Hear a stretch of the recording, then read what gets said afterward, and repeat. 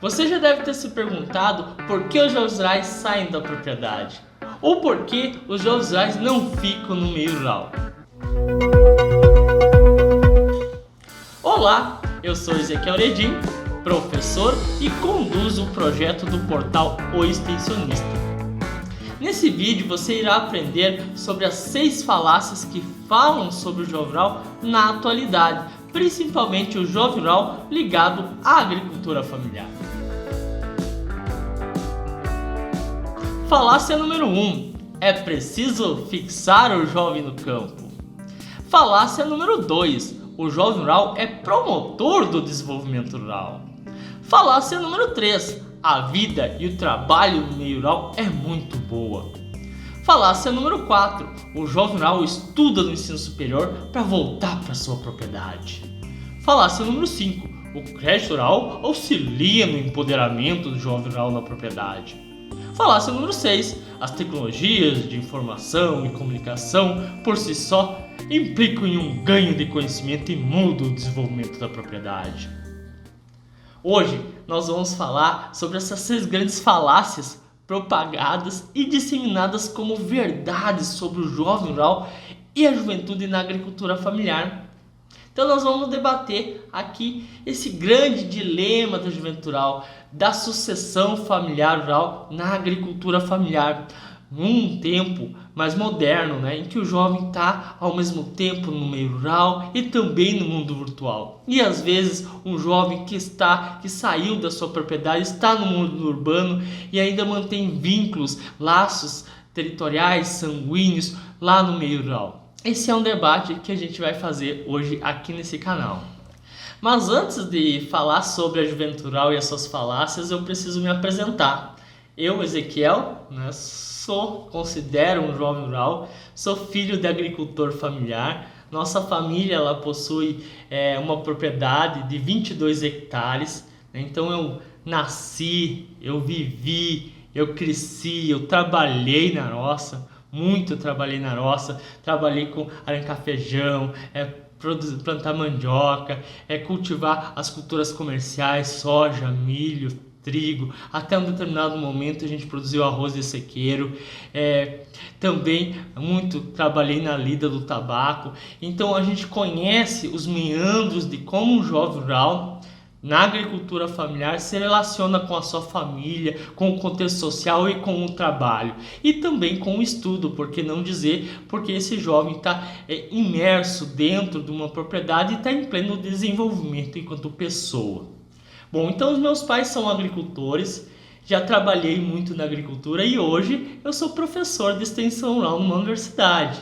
Então eu tenho uma larga trajetória de vivências, pessoais principalmente, e também vivências de pesquisa, porque aí eu ingressei em 2008 com as minhas primeiras publicações com esse tema que muito me incomoda, que é o tema da juventude rural. Como resolver esse problema social? Será que a gente consegue resolver ele? Então comecei a estudar, me adentrar, me aprofundar sobre essas questões, principalmente através de muitas leituras e também sempre analisando minha condição enquanto jovem rural, filho de agricultor, que precisou em um determinado momento sair da propriedade para conseguir estudar. Então é desse ponto de partida que eu começo a debater esse tema.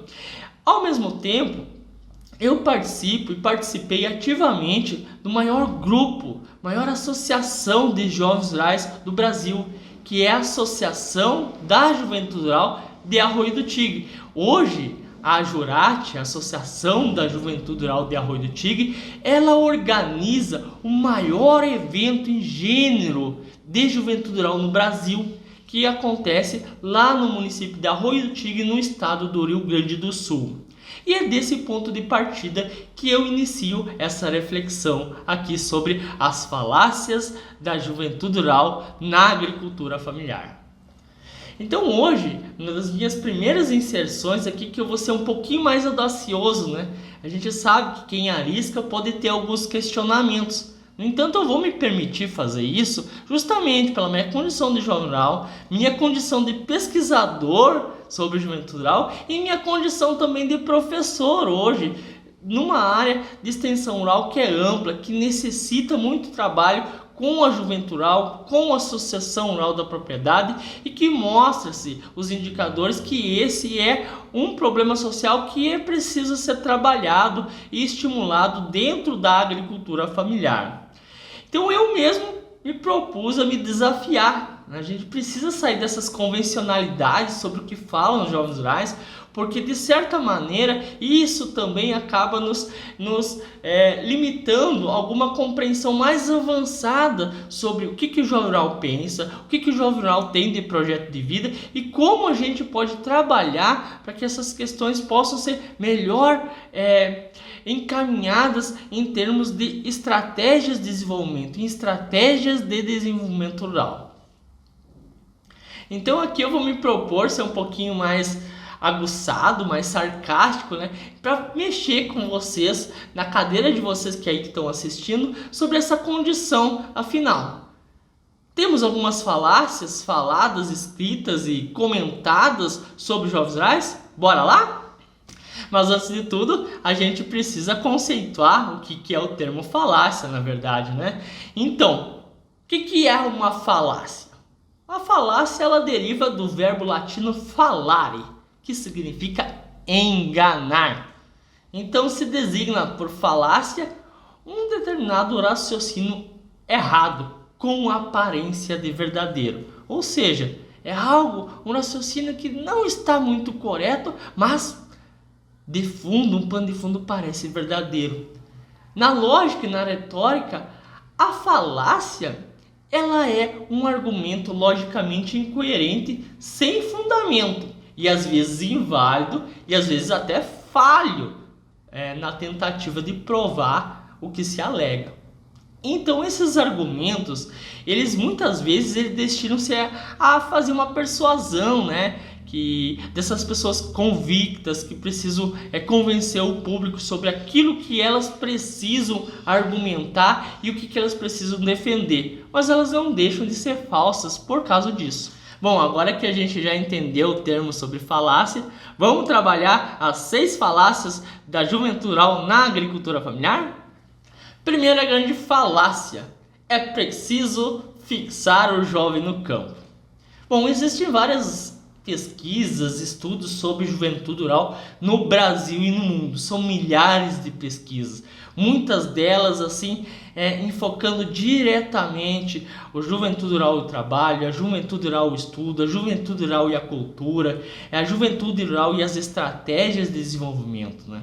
A gente pode citar algumas delas, por exemplo, Bourdieu, que Pierre Bourdieu é um sociólogo rural, né, muito importante, muito eminente no âmbito da sociologia, que estudou a juventude rural lá no contexto da França, já desde a década de 60.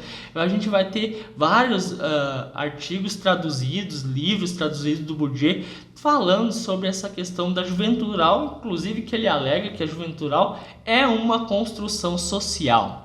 Vamos ter o Champagne, 1986. Champagne também foi um dos seguidores do Bourdieu, que tem trabalhado muito essa questão da juventude rural na agricultura familiar. Vamos ter aqui, em termos de Brasil, a Carneiro, né, com textos desde a década de 90, Camarano e Abramovac, que faz aquele estudo clássico do êxodo dos jovens e das mulheres na década de 90.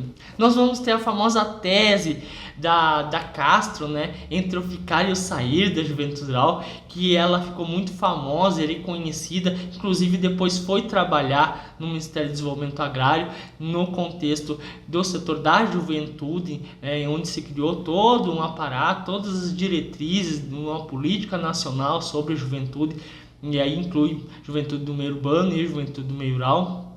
Vamos também ter outros autores que trabalharam de forma muito aguçada: o Strapossolas, 2006, o Alzheimer, 2005, a Anita Brumer, em 2008, e Marim, em 2009, Spanevello, e muita gente trabalhando nessa área, mais pesquisadores mais novos da nossa leva, né? Eu, por exemplo, tenho muita pesquisa sobre juventude rural feita em vários locais do Brasil também. Vocês todos podem acessar, depois eu vou deixar o link aí embaixo para vocês acessar elas.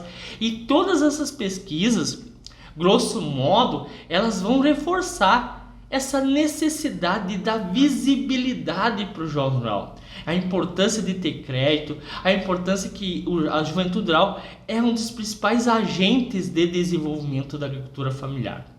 Então, assim, sabendo disso, agora é o momento de avançar. Bom, se a gente já tem todo esse arcabouço teórico, né, sobre a juventude rural, agora é preciso avançar. Nós precisamos questionar algumas coisas. E aí que vem a nossa primeira falácia. Ué, é preciso mesmo fixar o jovem no campo? Vocês acham, vocês acreditam que é fixar, plantar uma pessoa no meio rural que a gente se promove o desenvolvimento rural? Então muito se fala no discurso do senso comum, né? Nas ruas, nos discursos políticos e até mesmo em alguns momentos na academia, na universidade, que é preciso fixar o jovem no campo. Ora, gente, vejamos, ninguém fixa ninguém. Ninguém fixa o jovem no campo. Ou ninguém fixa você no seu trabalho. Imagina, não, hoje você vai trabalhar sempre aqui. Você vai trabalhar pelo resto da sua vida. Isso é um determinismo que a gente faz com outras pessoas que não nos cabe. Então, assim, nós estamos em plena modernidade líquida, né? Já diria Bauman, né? Nós estamos totalmente em um contexto de metamorfose, principalmente agora, no mundo contemporâneo, né? A gente tem facilidade de locomoção, a gente tem acesso à tecnologia, aos meios digitais, acesso à internet de certa forma, né? Não como deveríamos, mas de certa forma nós temos. E portanto, eu posso estar lá como um jovem, estar no campo, conectado ao mundo virtual, e também posso estar na cidade, também conectado com as questões reais, ver o que está acontecendo hoje nas nossas propriedades. Bom, em determinado momento, eu gosto de citar muito que a gente, às vezes, nós somos ausentes presentes e às vezes presentes ausentes. Então, essa saída do jovem rural, ela pode ser até às vezes tão importante quanto a sua permanência. E vários pesquisadores já têm comentado sobre isso. Pesquisadores da área da antropologia rural, da sociologia, da extensão rural, eles explicam. Bom, ora, se nós temos vários irmãos querendo dividir uma pequena propriedade, né, uma propriedade voltada à agricultura familiar. Ora, a saída de um irmão, a priori, vai evitar conflitos, né? Então, assim, vai evitar conflitos de herança, evitar conflitos de trabalho na propriedade, às vezes até evitar conflitos de divisão da propriedade. Mas aí também pode ser aí uma questão que a gente tem uma outra falácia, né? Os conflitos sobre herança, a gente sabe, né, que sempre são os maiores problemas das famílias, sejam elas urbanas ou rurais. Mas os conflitos de herança, eles são presentes e cabe isso à família fazer essa mediação. Bom, mas os jovens rurais que foram estudar, veja só, eles podem morar na cidade e também estar contribuindo com o desenvolvimento rural. Por que não? Eu vou dar um exemplo aqui para vocês. Ora, penso aí, um jovem rural que foi lá, fez um curso de técnico em agropecuária, ou fez um curso de agronomia, ou qualquer curso afim das áreas do meio rural, vai ser contratado e começa a trabalhar na Emater, né? Ou trabalha na Secretaria da Agricultura, ou ele se forma e trabalha dentro de uma universidade. Essas instituições que trabalham, que pensam em estratégias de desenvolvimento para o nosso meio rural, prestam assistência técnica em extensão rural para a agricultura. Bom, se esse jovem foi contratado para essas instituições, veja bem, ele pode não estar ajudando diretamente seu pai, mas ele pode estar ajudando outros agricultores. Então, um jovem que saiu, talvez ele seja até mais importante para contribuir com o desenvolvimento rural de vários agricultores do que aquele que fica. Então veja, essa noção de que o jovem tem que ficar no meio rural porque ele vai contribuir com o desenvolvimento, talvez não seja só por o sentido de trabalho dele na agricultura, mas também o trabalho intelectual dele fora da agricultura. Por que não pensar dessa forma? Bom, então hoje a gente já escreveu em 2015 uma noção que a gente é preciso desmistificar essa projeção de um meio rural top-down, né? Que sustenta que a juventude deve visar estritamente a um futuro no campo, mas que ela seja protagonista não só em espaços rurais, mas também no cenário urbano e político. E por que não, né? Então, dentro dessa perspectiva que o jovem pode estar na cidade, o jovem rural pode estar na cidade e também contribuindo com questões de desenvolvimento rural, e o jovem rural também pode ficar na agricultura, por que não? E também contribuir, talvez contribua mais para a propriedade dele, quando ele está com o pai dele, do que para as outras propriedades, mas ele está contribuindo de certa forma. Pensando nessa perspectiva, não é válida mais a afirmação que é preciso fixar o jovem no campo. Ninguém fixa ninguém, gente. Imagine eu falar para você que eu preciso fixar você no seu trabalho. Segunda falácia, o jovem rural é promotor do desenvolvimento rural. Essa é uma falácia muito falada e difundida em diferentes espaços de diálogo, na formulação de políticas públicas, nas universidades, nos grupos de estudo e demais espaços que trabalham sobre esse tema, instituições de extensão rural, todos os espaços públicos que vale pensar alternativas para que o jovem seja o protagonista na sua unidade de produção e no meio rural. Bom, veja só. O jovem rural nem sempre possui toda essa autonomia aí que se fala para ser promotor do desenvolvimento rural. Veja bem, ele às vezes ele se comporta apenas como um agente que trabalha na sua unidade de produção familiar. E veja só, trabalha ainda submisso à família, submisso ao pai, submisso à mãe, sobre o que é a condição dos projetos que a família tem para o meio rural, e não os projetos que ele, enquanto jovem protagonista, tem. Apesar de ter uma propriedade, essa propriedade está vinculada à família, vinculada ao pai, à mãe, aos irmãos mais velhos, talvez, que conduzem essa propriedade e que ditam as regras do jogo da propriedade. Então, para ele ser um agente promotor do desenvolvimento rural, ele precisaria ser um líder de uma associação de juventude rural, por exemplo, no caso da Jurate, que eu citei para vocês, Associação de Jovens Rurais de Arroio do Tigre, ou da Arejur, Associação Regional da região Centro-Serra, no estado do Rio Grande do Sul, da Juventude Rural.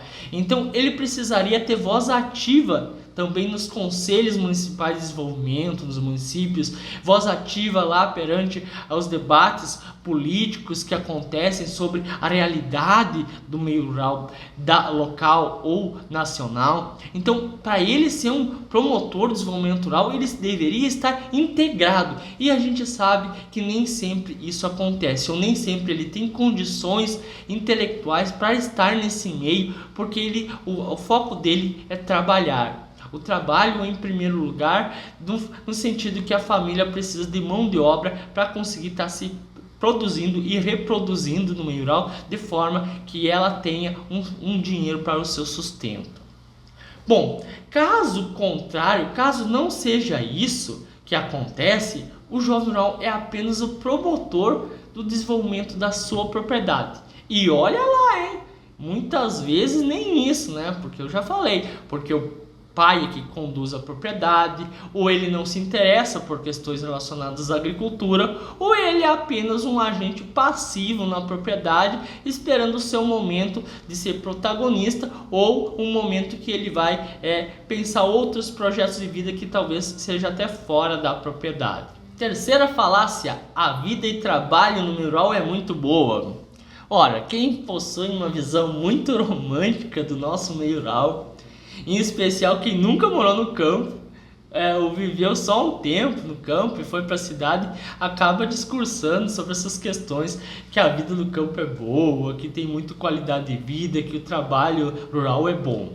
Ora, em certa medida ele é. A vida do campo pode ser boa de acordo com o estilo de vida que você levar, pode ser um ambiente mais calmo, um ambiente mais tranquilo, que é alegado por muitos jovens quando você faz pesquisa com a juventude rural. Mas veja bem, nem sempre isso é verdade. A vida no campo nunca foi fácil e boa como se discursa por aí, principalmente na agricultura familiar, que o trabalho muitas vezes ainda é braçal, em pleno século XXI. Então, assim, a vida e o trabalho no meio rural não é essa maravilha toda não, hein? Olha, eu vou te dizer, hein? Posso falar isso com muito mérito, porque muitas vezes, um tempo mais antigo, a gente trabalhando aí, arrancando feijão, cortando soja. Veja aí quem trabalha no setor do tabaco, né? Os agricultores que plantam fumo, né? Cortando fumo no sol quente.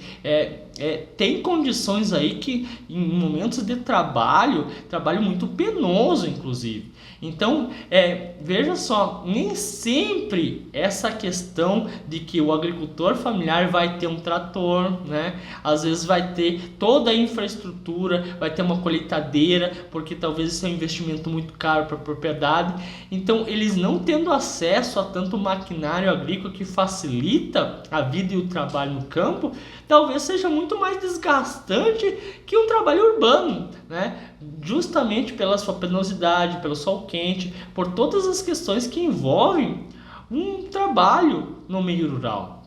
Então, assim, a vida e o trabalho no meio rural não é tão boa assim quanto se propaga, né? E outra, existem muitas dificuldades.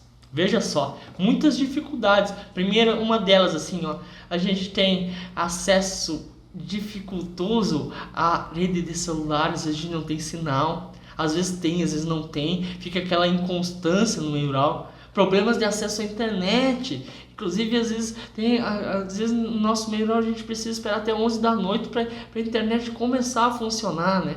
Muito longe da cidade, a gente tem dificuldades quando a gente precisa comprar uma coisa para levar para a propriedade, ou talvez até para a questão alimentar, na unidade de produção é muito longe, tudo dificulta, né?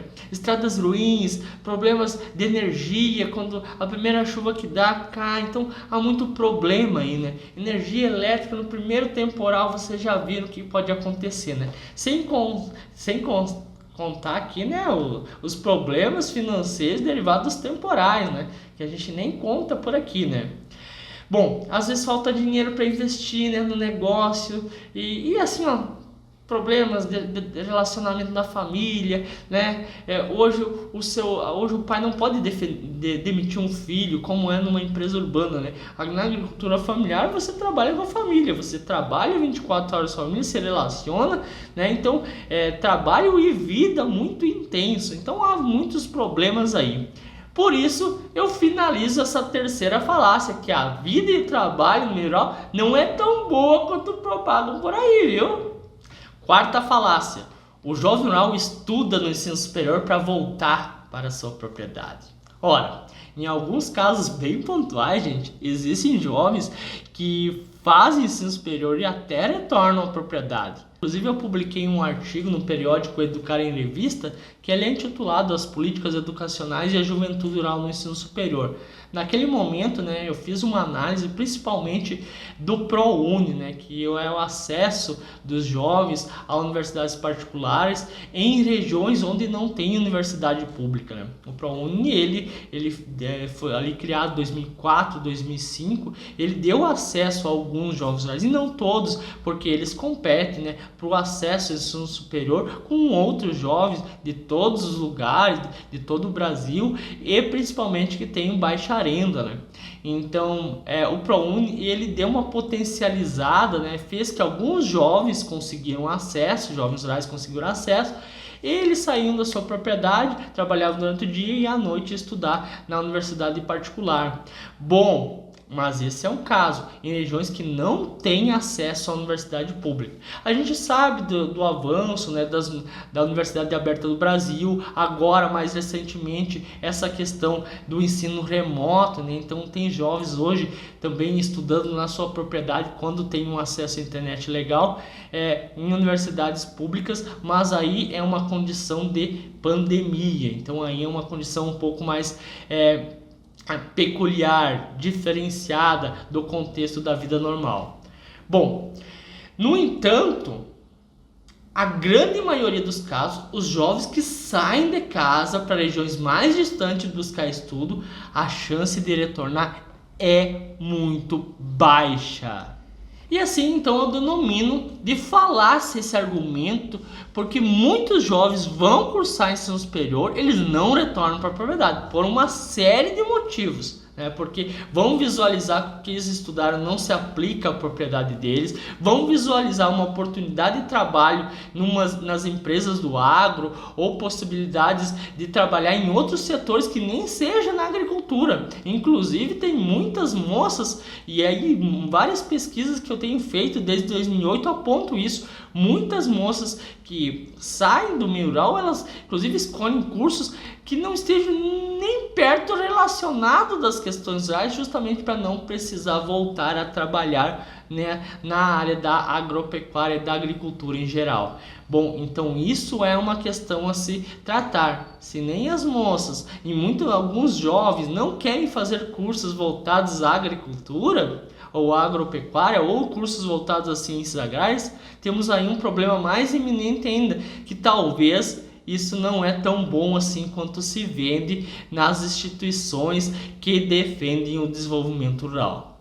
Bom, dito isso, eu escrevo na minha tese essas questões sobre o jovem permanecer ou ficar, e também sobre essas questões relacionadas aos problemas que os jovens enfrentam no trabalho, no estudo, nas relações de sociabilidade em especial, que também vão conduzir o jovem a ficar. Bom, o jovem rural que saiu da sua propriedade, ele não retorna tão facilmente à agricultura. Quinta falácia: o crédito rural auxilia no empoderamento do jovem rural na propriedade. Muitos dos discursos voltados à área de assistência técnica e extensão rural vão dizer que, para a efetivação do jovem ficar no campo, ele precisa de estímulo, logo ele vai precisar de crédito.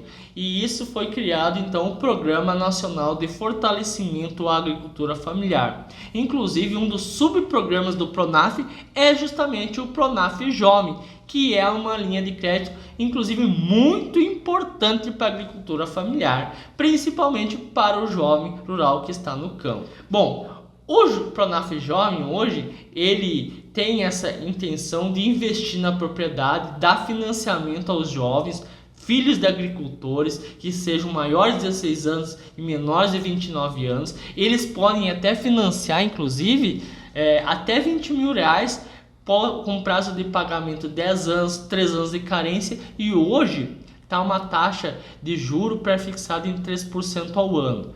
Bom, isso foi muito importante para dar visibilidade para o jovem rural se empoderado de alguma forma, e ele conseguiu um dinheiro, um crédito, para tocar alguma atividade que ele gostaria de planejar na sua propriedade.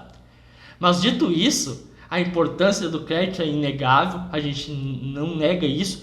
O crédito ele é uma mola propulsora do desenvolvimento, mas muitas vezes, e aqui está a falácia, muitas vezes os jovens dependem do interesse do responsável da propriedade, geralmente é o pai, a qual acaba não dando apoio ao projeto do jovem. E se o pai não dá apoio ao projeto do jovem, isso se torna uma falácia, que o crédito vai ajudar na permanência do jovem na propriedade.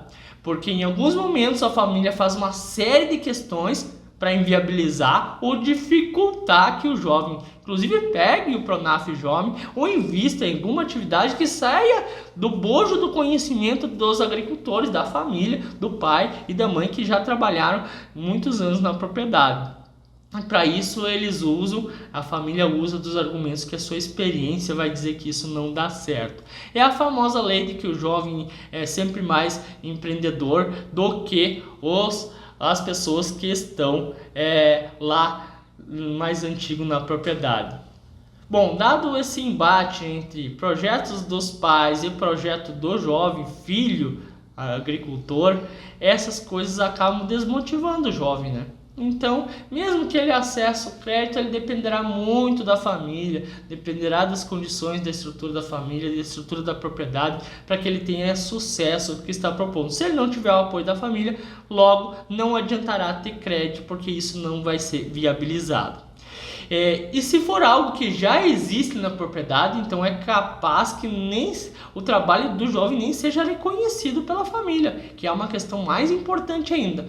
Então, esse argumento que o crédito rural empodera os jovens rurais nem sempre é verdade, né? O crédito rural ele pode ser um instrumento potencializador, mas vai depender muito da família, se a família está querendo apoiar esse projeto do jovem que está lá querendo inovar, querendo fazer algo para ele ter o seu próprio rendimento, para ele ter a sua própria autonomia na propriedade dos pais. Sexta falácia e a nossa última falácia: as tecnologias digitais de informação e comunicação por si só não implicam um ganho de conhecimento e não mudam o desenvolvimento da propriedade.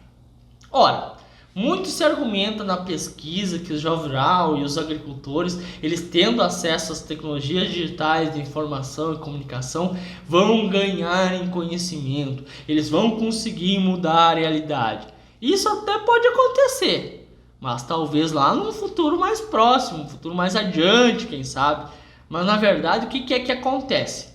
Hoje, os jovens rurais e também os pais, eles usam a internet, as redes sociais, por exemplo, Facebook, Instagram, TikTok, WhatsApp e demais aplicativos de comunicação instantânea, justamente para o lazer e sociabilidade. Eles vão usar isso para se comunicar, para interagir com as pessoas, interagir com os vizinhos, conhecidos, com os amigos, e isso é um ganho, né? Na verdade, a comunicação no meio rural é um ganho. Você consegue se comunicar muito mais facilmente, trocar informações. Foi um ganho, né? Então, esse acesso à internet, ter acesso ao celular de forma mais barata, ter acesso ao computador, foi realmente um ganho. Mas esse ganho se refere muito à comunicação. Não se fala muito em usar a internet, usar essas tecnologias para ganhar conhecimento. Vamos supor assim, eu não estou vinculado a nenhum instituto federal, nenhuma universidade, nenhuma instituição de educação, e eu tenho aquela tecnologia então para aprender mais sobre como gerenciar minha propriedade. Isso ainda está longe do ideal. Mesmo que tenha disponível, os agricultores não vão usar. Pensa aqui comigo, né? Vamos assistir cursos técnicos, vídeos técnicos para melhorar nossa propriedade. Veja só, os jovens, os agricultores acordam 5, 6 horas da manhã, trabalham o dia inteiro, um trabalho penoso, cansativo, né? Que envolve muito esforço físico. Aí você acaba chegando 21 horas, 22 horas na sua casa, depois de um dia exaustivo de trabalho, de colheita. E aí você acha que eles vão olhar vídeo de conhecimento técnico, ler alguma coisa e assistir? Muito difícil mesmo. Então assim, apesar de eu considerar que é uma falácia, eu acredito que isso vai acontecer no futuro, vai ter mais acesso ao conhecimento. O acesso ao conhecimento não quer dizer que você tem um conhecimento, né? Tem um acesso à informação. A criar conhecimento em cima da formação é um grande dilema. Mas o potencial das tecnologias de informação e comunicação, ele ainda não foi despertado no nosso meio rural. Ainda nós vamos precisar melhorar muito em acesso à internet, né? O nosso sinal é muito ruim, a nossa velocidade de dados é muito ruim, mas talvez algum dia nossos agricultores terão uma internet boa, barata, que possa ter condições amplas de liberdade, que eles realmente usem essa internet a benefício da sua propriedade. No entanto, para mim hoje, essa é mais uma falácia em questão. Então é isso, gente. Apresentamos aqui as 6 falácias da juventude rural na agricultura familiar. Caso você queira saber mais sobre esse assunto, eu tenho vários artigos científicos, capítulo de livro, até capítulo de tese sobre esse tema. Eu vou deixar o link aqui embaixo do vídeo para vocês poderem acessar isso na íntegra.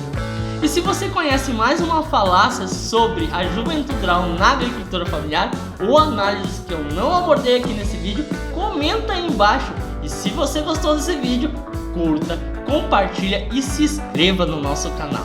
E aí, o que você achou das falácias da juventude rural na agricultura familiar?